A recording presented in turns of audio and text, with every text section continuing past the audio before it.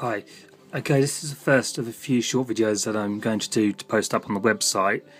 This is a video showing how to remove and replace a service mount device, an SMD component, in this case a electrolytic capacitor, this fella here. So first of all we have to remove this.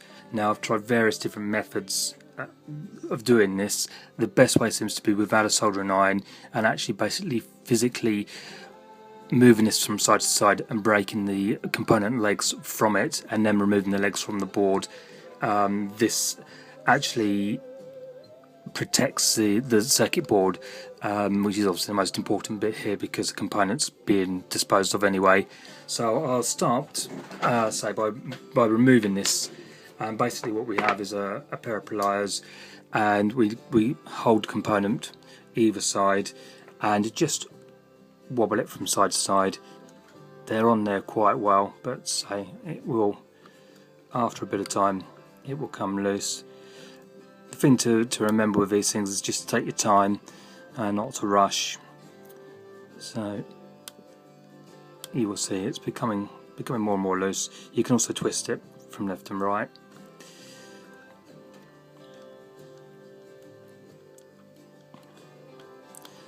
Okay, so we're nearly there.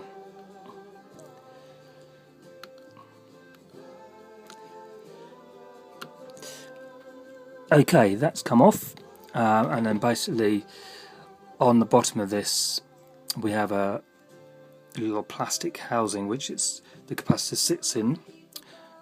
That's this fella here.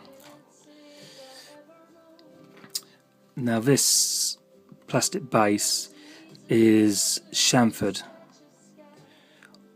on two edges, being here and here, and basically those chamfers are duplicated on the board here and here. The reason for this is the capacitor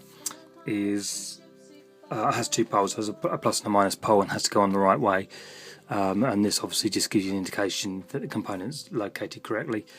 So I will remove this. So the component we removed is here. So this is a fairly standard small component. It's a 47, you can probably just about read that, 47 6-volt SMD. So we will remove that. The new one comes in a ribbon. I've used a few of these already, obviously. This comes out like so, and on the bottom of it we have two pads here and here. What I do is I will tin these because it makes it easier to put onto the board here. So we'll just put that to one side. First of all we need to remove the two legs which are left on the board here because we obviously broke them off of the old component. So to do this you need a nice hot soldering iron and a bit of solder, and if I can just get in there, I'll put some light on it. Okay, so just heat up and you will actually see the old leg just about sit on the end of the soldering iron there. That needs to be removed, and again on the other side.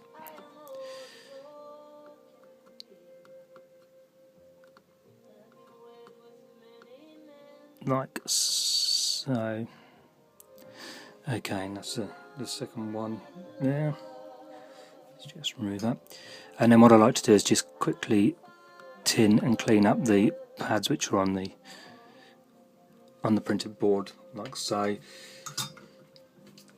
Okay, so that's now ready to accept the new component. So here's the new component. Again, you probably just about see there, it's a replacement 47 ohm, 47 UF 6-volt capacitor. Now I'm going to turn this upside down. Now this is where you normally lose these, so it's always good to order a few more than you think you're going to need. and all I'm going to do is just tin the bottom of the component. I found this makes it a lot easier putting them back on the board. So we've tinned them both. I'll just tidy those up a bit because it's a little tricky doing it with a camera in front of you.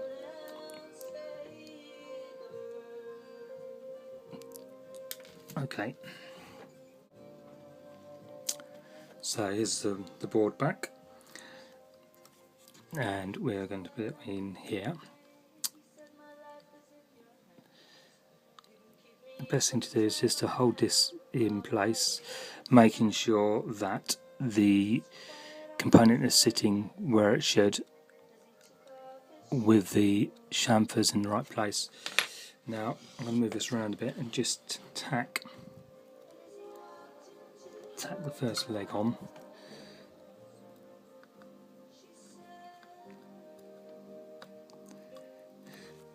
Like so. So that's the first leg just tacked into place, and then the second one, which is in here, which is quite tight in this particular case, so we will just tuck the second one in place as well, so that's now held in. Then what we do is just put a bit of solder to flow it in. What we find is the solder will travel down the leg underneath the capacitor and give a nice solder joint. So a little bit of solder on the top there, and then I will just push it down as well to get the component nice and flat on the board. So that's the side.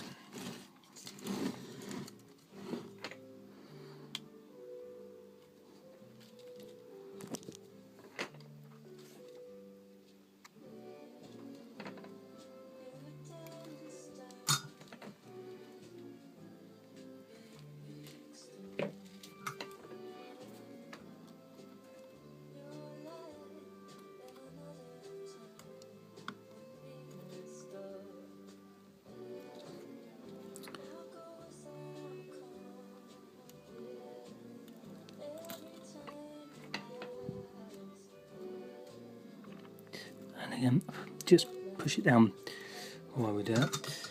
So that is it. So that's now sitting as it should, with it flat against the board and say the right way round. What I tend to do is just with a point go around this and scrape off any flux that's sitting there. I will also clean this off afterwards with a bit of IPA cleaner, just to make a nice neat job. But that's basically it. That's how we do the replacement. As you can see on this board here, I've only got one more component to do. Well, two more components. There's one here I had to remove to get to this one. There's just this one here left to do. There's quite a few, as you can see on this. There's quite a few of these on this particular board. So quite time consuming, but with a player like this, so it's an SA CD player, it's a worthwhile use of time, and hopefully it will bring the unit back to life for a good few number of years. Okay, thank you for watching.